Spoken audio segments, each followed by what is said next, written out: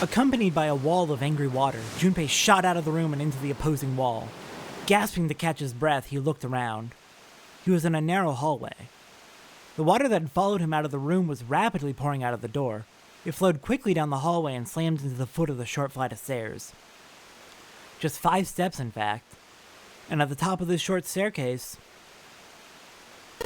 a door! Another door! Junpei leapt up the stairs straight for the door. The door burst open and Junpei exploded out of it, only to freeze in his tracks. What other possible response could there have been to what he saw? What the hell? His voice trailed off and all he could do was stare. Hey everyone, and welcome back to Zero Escape 999. Last time, we woke up on what appears to be a ship, which now has water flooding into it through a window. We escaped a locked room, and now we're here. A polished floor stretched out before him, ornate staircases rising up from the edges, each one of them equidistant from the others. The stairs and pillars were solid wood, and Art Nouveau embellishments and decorations covered the walls and pillars.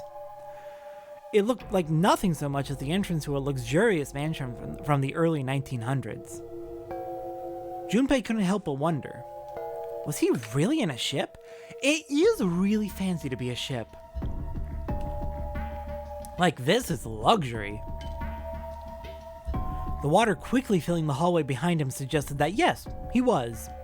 As he looked, a fresh wave rolled out of the room he'd been in, gathering speed as it moved right towards the stairs. I think we might be in trouble here. Yeah, that's what I thought. This is totally a boat. Wait, what the hell? A wave? Shit, I gotta get out of here. Junpei spun around, his wet shoes squeaky in protest on the polished floor, and ran towards the tremendous staircase in front of him.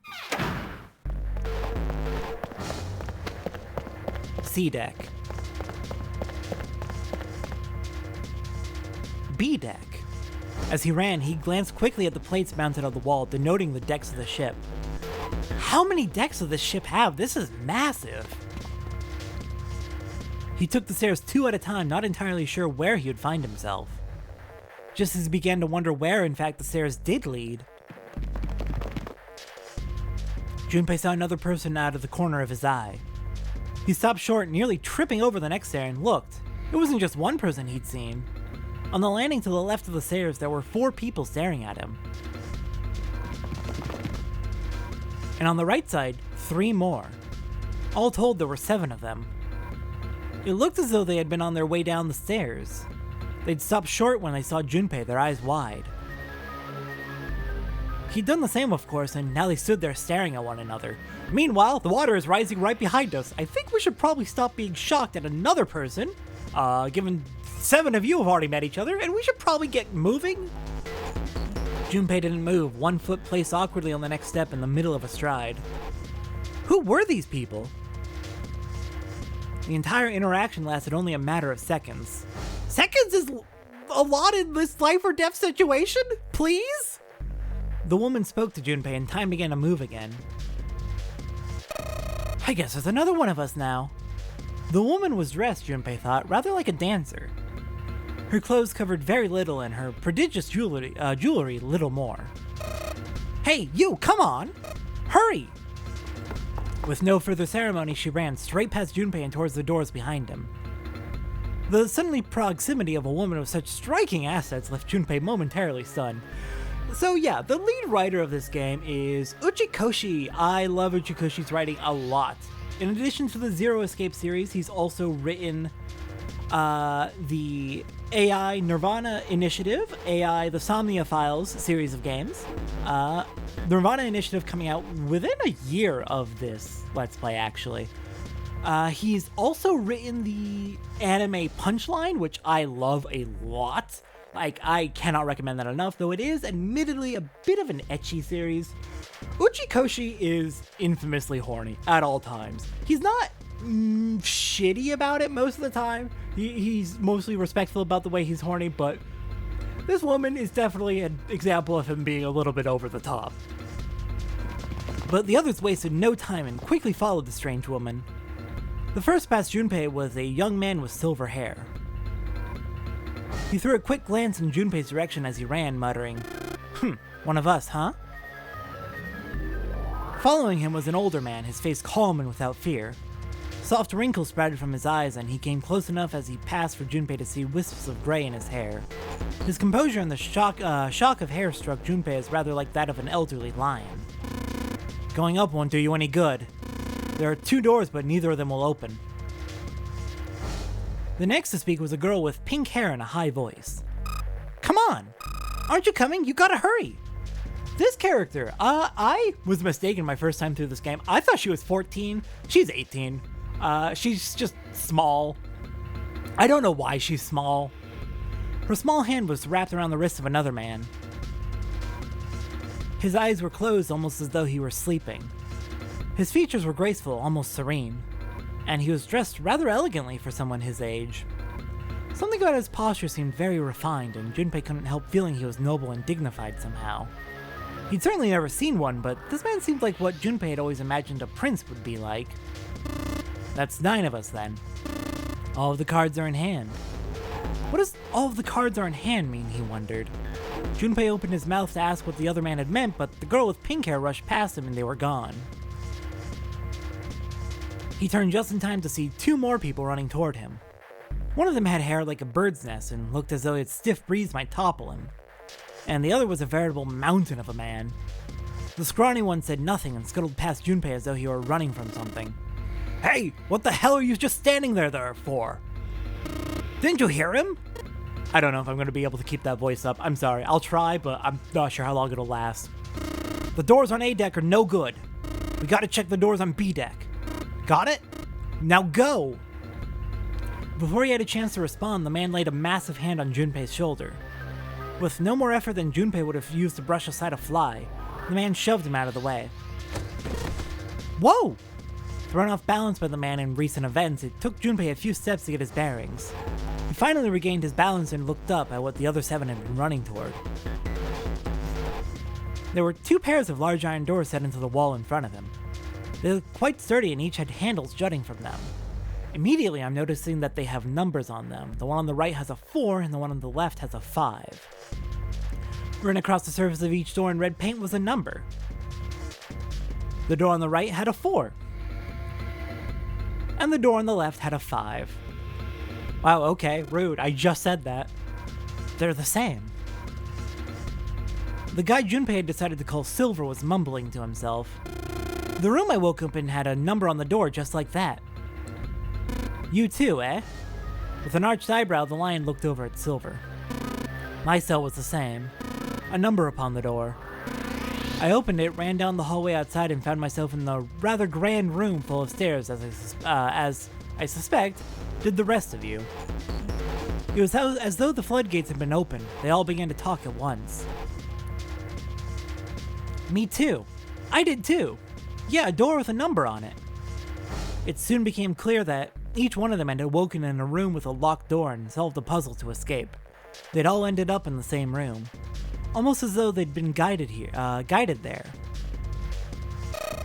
Yes, we all saw the same thing. That's not important. We need to hurry. I like her already. She's very on top of this. Let's get moving. We're going to drown. You think I don't know that, lady? Before the dancer had time to finish, Silver was already running. He grabbed hold of the door labeled 5 and pulled. However, fuck, it's not opening! This damn thing won't even budge! Move, you're in the way. The mountain grabbed Silver's shoulder and tossed him aside. His path cleared, he took a few steps back and threw himself at the door. Once, twice, 3 times, 4 times. The door shook as his body slammed into it, but showed no signs of breaking or opening. The man threw himself at the door again. Junpei turned towards door 4. Next to the door on the wall was a small box. It looked just like the one that he'd seen in his room next to that door. If it was the same, then this door was likely locked as well. Still, he had to check. Junpei grabbed the handle and threw all of his weight into it. Gah! It was locked as tight as the door next to it, as he'd suspected. Damn it! Junpei punched the door. It did not respond. Well, if all the doors are locked and the ship is flooding, were these the only doors, he wondered? He'd barely finished the thought when the sea deck plate he'd passed on his way up sprang unbidden to his mind.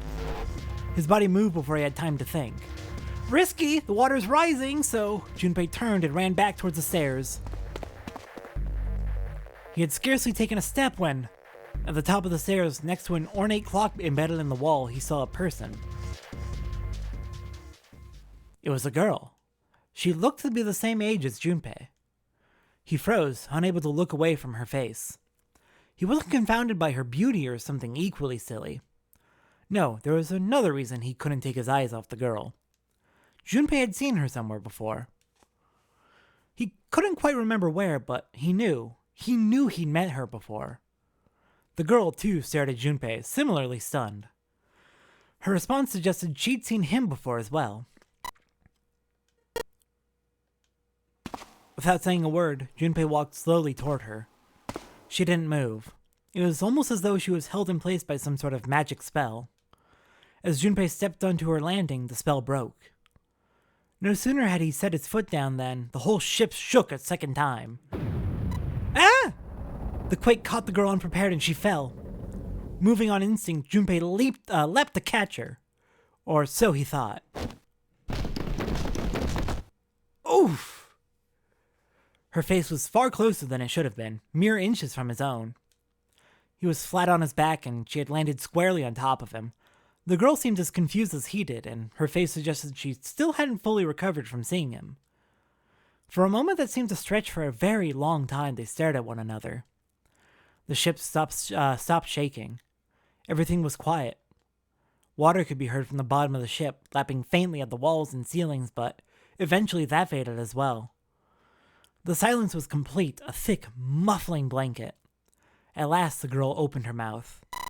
Oh my gosh! Is that you, Jumpy? Jumpy. Jumpy.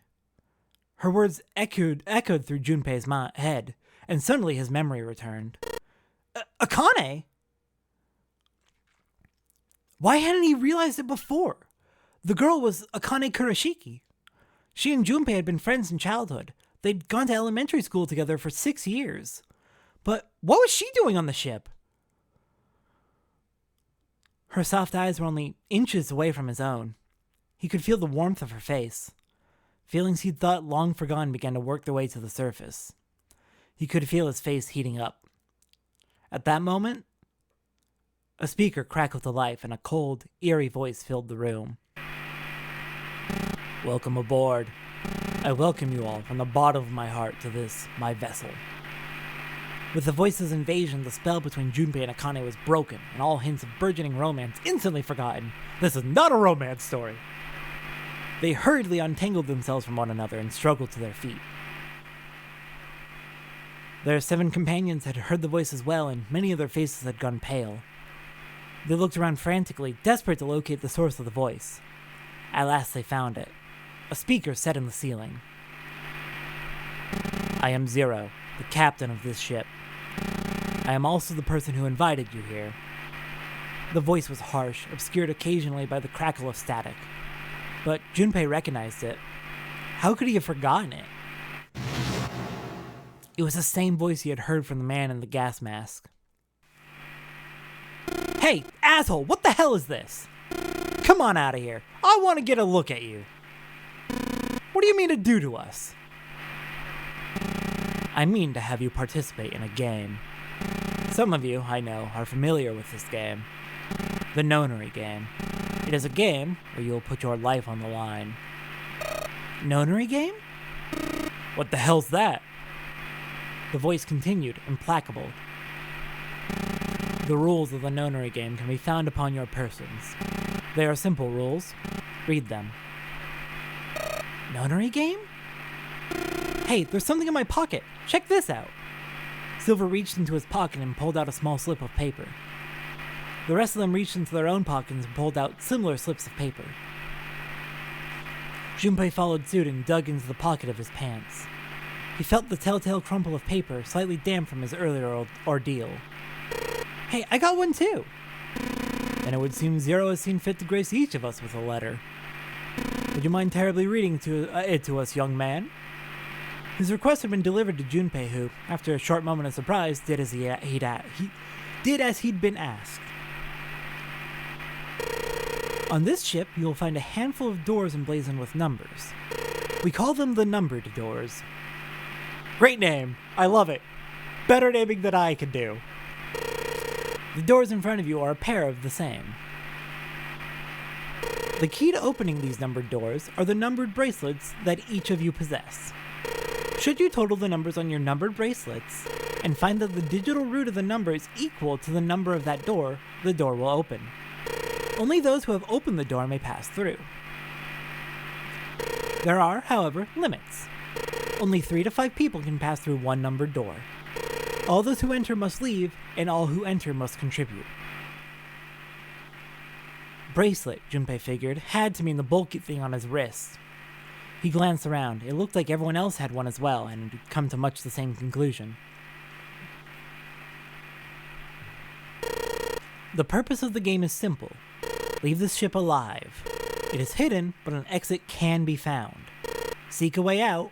Seek a door that carries a 9. Junpei had reached the end of the letter. There was a long moment of silence, and then the speaker crackled to life once more. There is one last thing I must tell you. As you have no doubt surmised, the ship has begun to sink. On April 14th, 1912, the famous ocean liner Titanic crashed into an iceberg.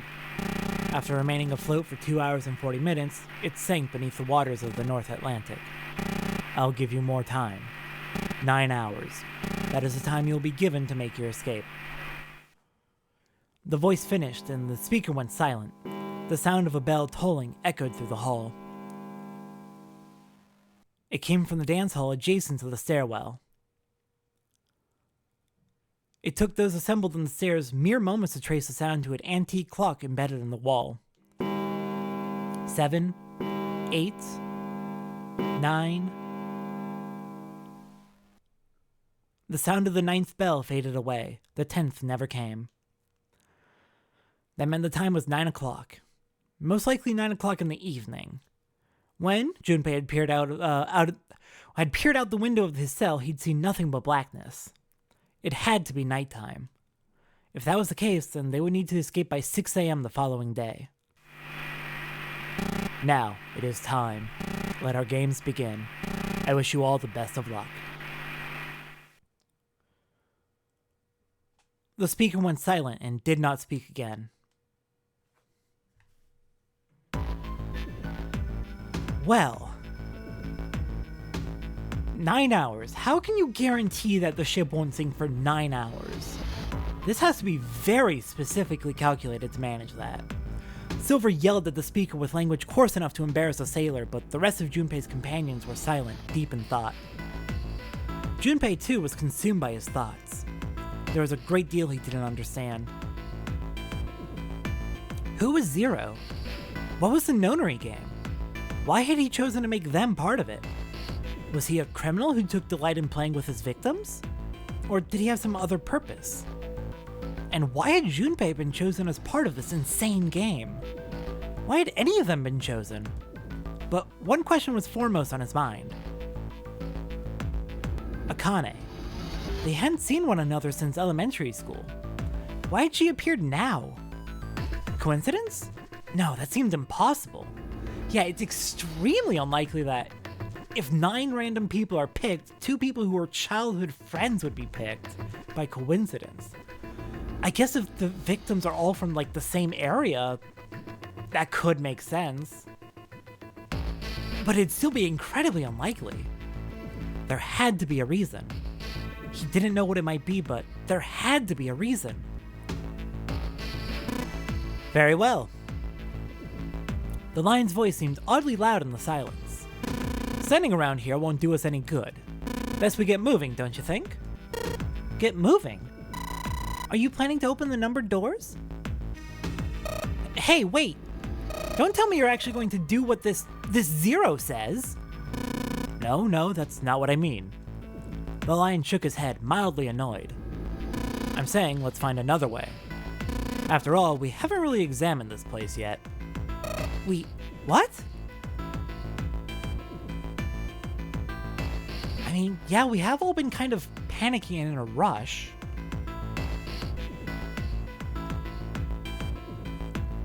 Their separate investigations finished, all 9 people returned to where they'd left one another. How much time did we just spend?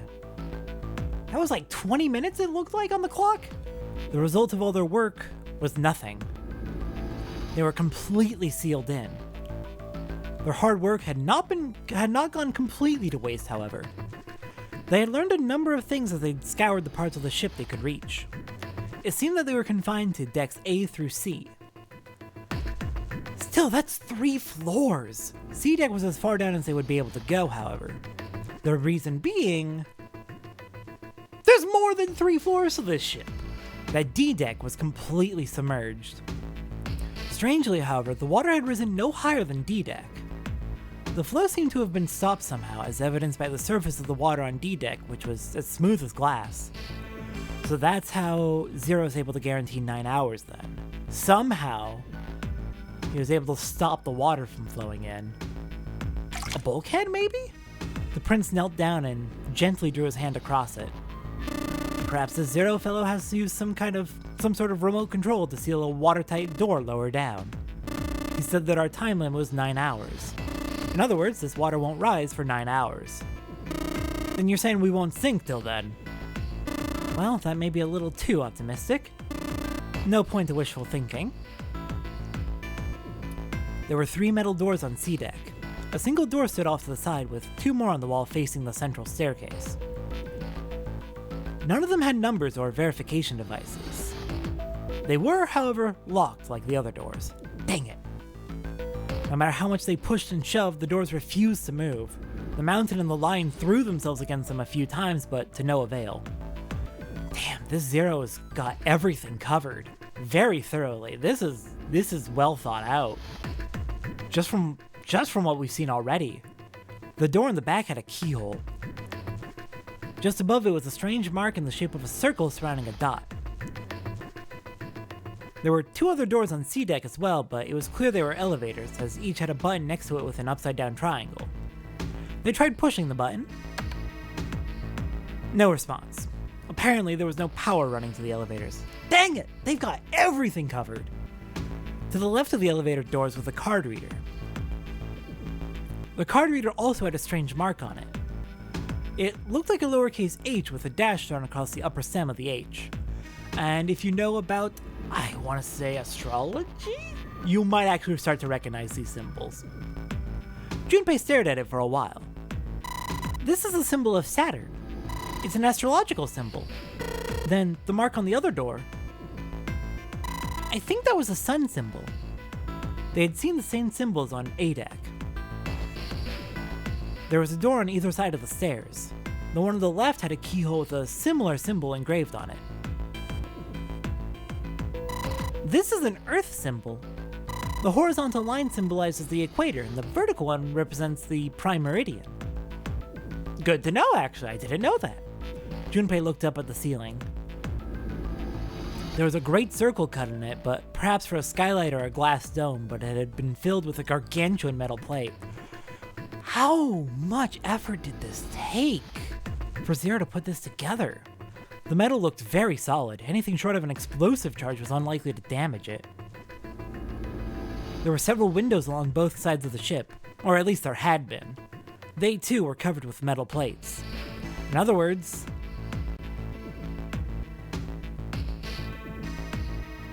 we're trapped. All the exits go nowhere. Junpei was not happy. The girl with pink hair spoke up. Well, I'm sure they go somewhere, we just can't open them. Then the mountain spoke.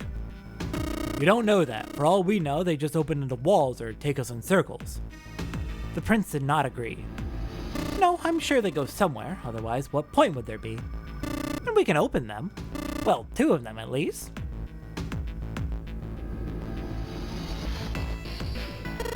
You mean the numbered doors? All eyes turned towards the doors with the numbers on them. The atmosphere in the room grew tense. Hey, wait a minute. I think I said this earlier, but I don't think we should do that. The dancer moves in front of the doors as if to block them. We'd have to be crazy to open these doors. If we do that, we're doing exactly what Zero wants us to do. Suddenly, everyone began to speak at once. I agree. I don't. That's a terrible idea. We should keep going. We should stay here. We don't have any other way to open any of these doors. We should just wait. Someone's bound to come find us. We don't have time for that. In 8.5 hours, this ship is going to sink. The clamor of voices made it next to impossible to determine who was saying what. Their arguments grew more and more intense until people were shouting and screaming at one another. And the panic has set in. Yeah, I can't say I'd blame them. I would be doing the same thing in this situation. Junpei had remained silent, but at last he could take no more. Hey! Shut up! They fell silent and all eyes turned to Junpei. He felt each stare burning into him, but he refused to flinch. Before we try and decide where we're going to go, there's something else we ought to do. What's that? We need to exchange information. We don't know anything about each other. I want to know who you guys are. Who are you? Where you came from? Why you ended up here? Don't tell me you aren't curious too. They were silent. Some of them looked the other way or bit their lip or crossed their arms and stared at the ceiling. But one of them spoke up. It was Akane. I agree. I think Junpei is right. Junpei? Oh, I'm sorry, I'm talking about him. I just call him Junpei. His name is Junpei. She pointed towards Junpei. We're childhood friends. We went to the same elementary school. Wait, stop! Don't tell us stuff we didn't ask you about. Zero's probably watching us right now. What are you gonna do if he's listening in? Would that be bad? Hell yeah, it would. We don't know much if that bastard knows. We don't know how much that bastard knows about us. Maybe he just picked a bunch of random people to kidnap. If that is the case, then it'd be dangerous for us to let him know too much. If Zero knows who we are, he could go after our families. Maybe he'd tell us he had them to get us to do stuff, you know? But we still need to know what our names are. It's gonna be hard to talk to each other if we don't have names. Alright, then why don't we have code names? To him, apparently, it seemed like the obvious solution. Code names? Yeah, we'll each pick something. Like, I'll be 7. 7? Why are you 7? It seemed a fair question. The man stuck out his left arm. Because this bracelet number says 7. Oh, I get it. Yeah, that's a good idea. He smirked. Alright, I'm gonna be Santa. Any of you chumps know Japanese? No? Well, son means 3, so I'll be Santa. You? You know, like Santa Claus. Fits, don't you think? Then your bracelet number. Yeah, it's got a 3 on it. Good job, Grandpa. Just like the mountain had done, Silver thrust out his left hand. Sure enough, the face of this bracelet read 3. Very well then. I'll go next, shall I? My bracelet number is 1. Given that, I think Ace seems appropriate.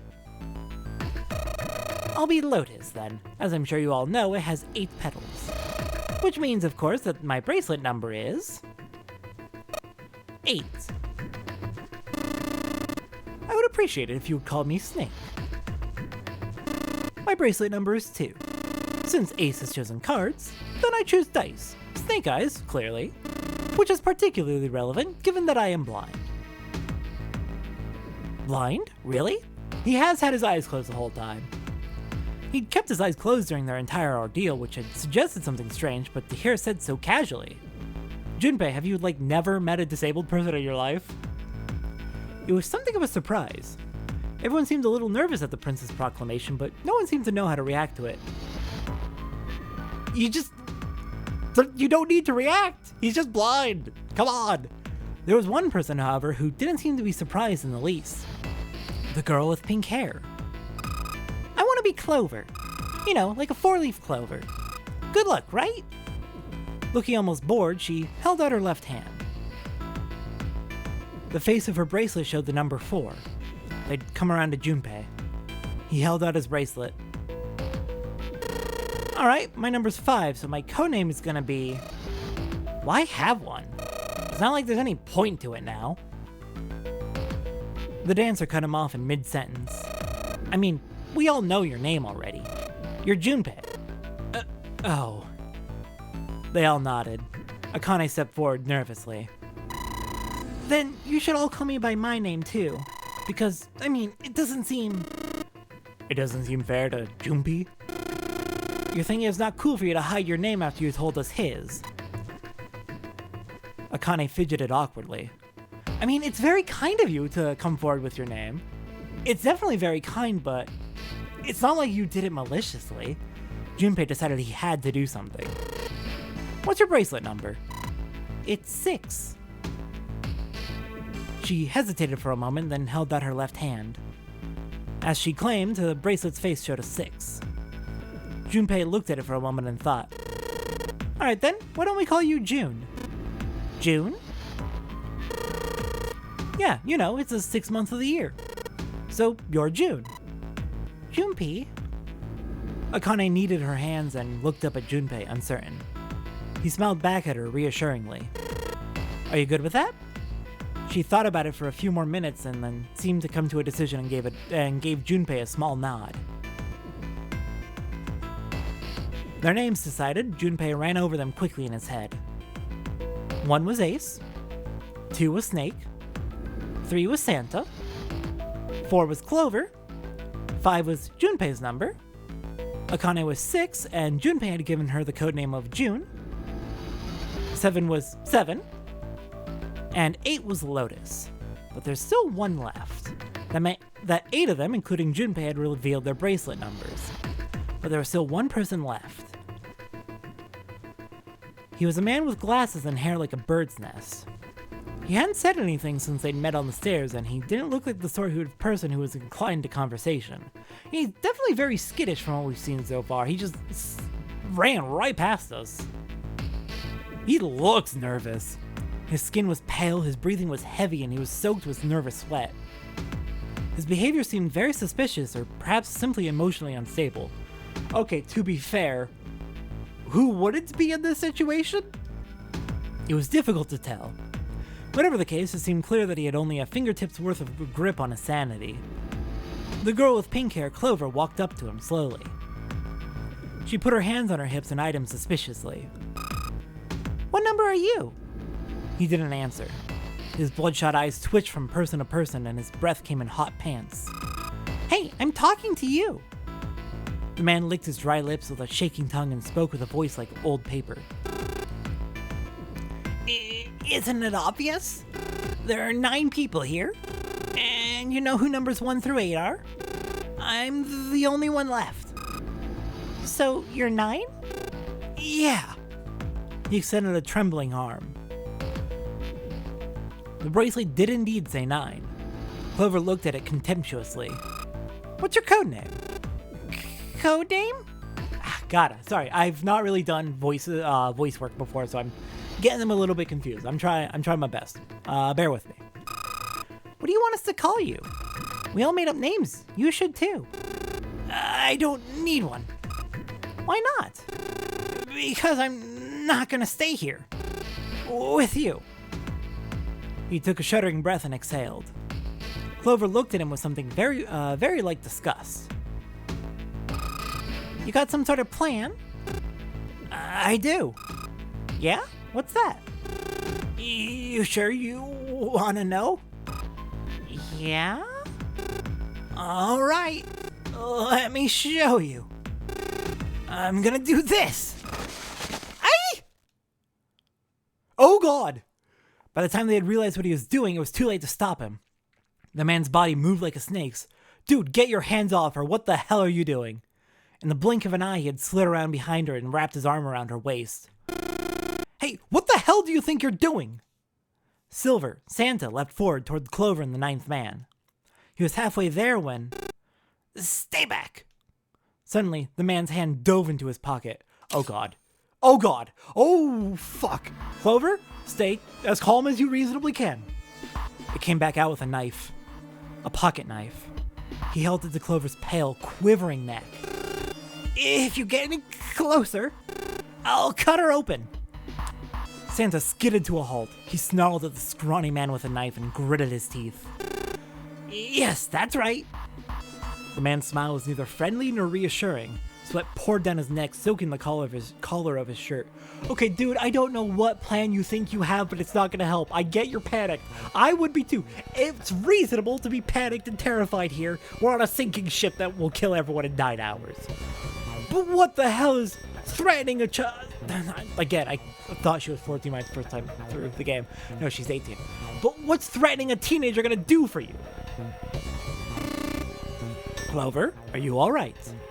The prince, Snake's voice sounded oddly concerned. Yeah, I'm fine. Her voice shook, making her words even less convincing. What the hell are you trying to do? I told you, this is my plan. What are you gonna do to her, you sick son of a bitch? Don't worry, I'm not gonna do anything to her. If she just does what I tell her to, I'll let her go. He started to move backwards, slowly, keeping his grip on Clover. What the hell are you planning, dude? Keeping their distance, Junpei and the others followed. Eventually, the man reached the wall. He gave a start as his back touched it, then glanced around quickly and spoke. Verify. Huh? The left. Look on your left. Do you see the device on the wall? Place your hand on the scanner panel, the round part. What if I don't? The man's nostrils flared and he looked like he was about to choke. Are you an idiot? What do you think? I could slit your throat right now. I'll kill you if I have to. All I need is your bracelet. Just do it. Do it now. He pressed the knife against Clover's neck, hard. Shit. Clover, just do what he says. Slowly, she stretched her left hand out towards the device. Her back was to it, and she had to feel around for a moment before she found the circular panel. It made a cold electronic noise, and on the display above her hand, an asterisk appeared. So that's how it worked, Junpei thought to himself. By placing one's palm on what the ninth man had called the scanner panel, the user's bracelet number would be entered into the device. Should you total the numbers on your numbered bracelets and find the digital root of that number is equal to the number of that door, the door will open. Junpei shifted his eyes to the door itself. The number on it was 5. The ninth man seemed to know a little more about the device's operation than he should. How had he known exactly what to do? Good, you're done. Next? His bloodshot eyes crept from person to person until finally, they stopped on the lion, Ace. You, right? You're the one with the number 1 bracelet, right? Yes, I am. So? Then you're next. Just verify your number like this little brat did. What are you doing? Let's do it! Don't you care what happens to her? Okay, just calm down. Ace held up his hands, palms out. The ninth man jerked his chin towards the device. Slowly, cautiously, Ace moved towards the device. After what seemed like an agonizing eternity, he reached it. Now, verify! Ace nodded and placed his hand on the scanner panel. The device beeped again, and a second asterisk appeared. Now the device had Clover and Ace's numbers. 4 and 1. 4 plus 1 is 5. The same as the number written on the door. But it wouldn't open just yet. Only 3 to 5 people can pass through one numbered door. The door needed at least one more person. Who would that be? Get back! His voice shook, but the knife he held to Clover's throat made his words a command. Ace took 2, then 3 steps back. No! Farther! More than that! Go all the way back! Slowly, Ace did what he was told. The ninth man's lips curled into a cruel, twisted smile. Sorry if I'm taking occasional pauses. The ninth man's voice in particular is rough on my throat, so I'm taking drinks of water. That was when Junpei understood his plan. Clover's 4 and Ace's 1, added to the ninth man's 9. 4 plus 1 plus 9 is 14. 1 plus 4 is 5. In other words...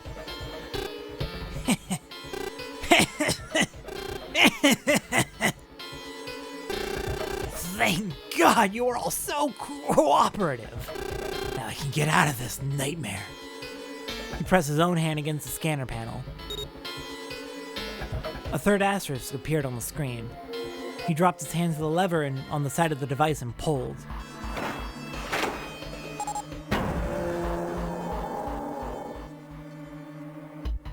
The door opened with a heavy metallic groan. He let go of Clover. Wait! Junpei leapt towards the ninth man, but he wasn't fast enough. The man shoved Clover. Ah! And hopped through the door. Okay, have a good one, guys. I'm going off ahead now. Well then, goodbye. He raised his hand and waved, a twisted smirk on his face. Then he was gone. The door ground shut with a dull clang of metal on metal. Clover! Are you all right? Snake ran to Clover's side as she lay on the floor. Yeah, I'm fine. She climbed unsteadily to her feet and, once there, leaned heavily on Snake's shoulder for support. Junpei ran to the door. The others followed him. Several pairs of hands grabbed hold of the handles and pulled. They grunted and strained, but... Shit! It won't budge! That was when Lotus, the dancer, spoke. Her voice was quiet. Do you hear something? Like what? Like some sort of beeping. Junpei pressed his ear against the cold metal of the door. The others did the same. You're right. I can hear it too. What is it? Then they heard something else. It was the ninth man. Shit! Why isn't it stopping? God damn it! You lied. Lied? This wasn't supposed to happen. This is wrong. This is wrong. His voice shook with fear. Safe on the outside, they stepped back from the door and looked at one another. What is happening in there? Open the door! Please! I'm begging you! Help me! Please get me out of here! Get me out of here! Junpei grabbed hold of the device. He slammed his hand on the scanner panel. Nothing happened. Why didn't it register him? He looked at the display where the asterisks had shown up. It said engaged. Oh my god! Oh my god, there's no time left! Listen! I was lied to! He lied to me! He put me in here! It was him! He killed me! Who was him? Zero? It was him! Yeah!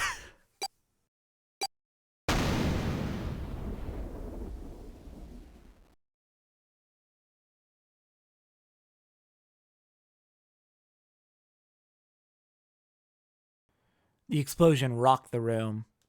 Instinctively, they ducked, then stood up slowly when they realized there was no danger. No one spoke. Silence filled the room. In that silence, the electronic tone that echoed across the room sounded as loud as a gunshot. All eyes turned towards it. It had come from the device mounted next to the door. The display changed from engaged to vacant. Let me see if we can open it. 7, the mountain, swallowed hard. Junpei nodded and placed his hand on the scanner panel. A red asterisk appeared on the LCD panel. The device had registered Junpei's bracelet number, 5. His was not enough, however. At least 2 more people were needed. Junpei asked, which pair? Let's go with... Any of these pairs will work. All of them add to 9, and 9 is a very lucky number in this game. Any number added to 9 comes back as itself. 9 plus 5 gives a digital root of 5. 9 plus 4, digital root of 4. 9 is a very lucky number in this game, and these all add to 9. Let's try Santa and June. Santa and, June, you think you could give me a hand here? The pun was a little too on the nose, but the mood was still grim. Both Santa and June lifted their left hand silently. He verified and she followed suit. 5 plus 3 plus 6 is 14. 1 plus 4 is 5. They'd fulfilled the conditions. If they were to pull the lever on the side... Are you guys ready? I'm gonna open it. Junpei grabbed the lever and looked back over his shoulder. They stiffened and nodded. Junpei nodded back and set his mouth in a grim line. Then he slowly lowered the lever.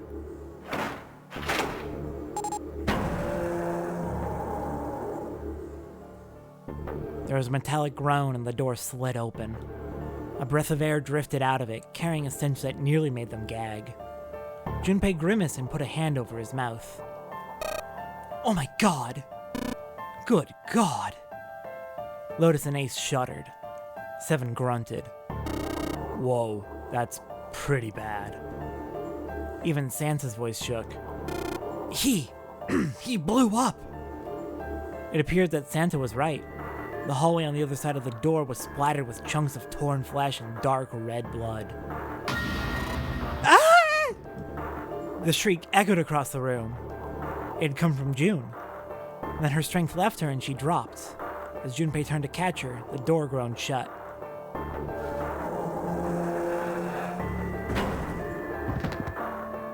She crumpled to the floor. June, you okay? Junpei dropped to his knees and put his arm around her shoulders. That was when he noticed. Her whole body was feverish. She was radiating intense heat. What the hell? Where'd this fever come from? June didn't answer. Her face looked like wax and her whole body began to shake. Alright, let's just rest for a minute, okay? You think you can walk? She nodded weakly. Junpei lifted June to her feet and guided her to a nearby chair. What happened to you? I guess we did just see an exploded body. Anyone would feel woozy and sick, but a fever? That's worrying. Here we go. As gently as he could, he set her down in it. How are you feeling? Are you alright? She nodded, and as she did, a single huge tear rolled down the side of her face. Why? Why did this happen? Her voice cracked, broken by misery and grief and choked by sobs. Why did this happen? Junpei spun around. Do any of you know what the fuck is going on here? Who's Zero? What's this Nonary game? Come on, anybody! Anything! What the hell is going on? What are we doing here? No one spoke. Ace, Snakes, Santa, Clover, Seven, and Lotus. They simply stood there. 7 pairs of downcast eyes and 7 grim lines for mouths. June's body shook with silent sobs. They slowed as the minutes ticked by, and eventually they stopped.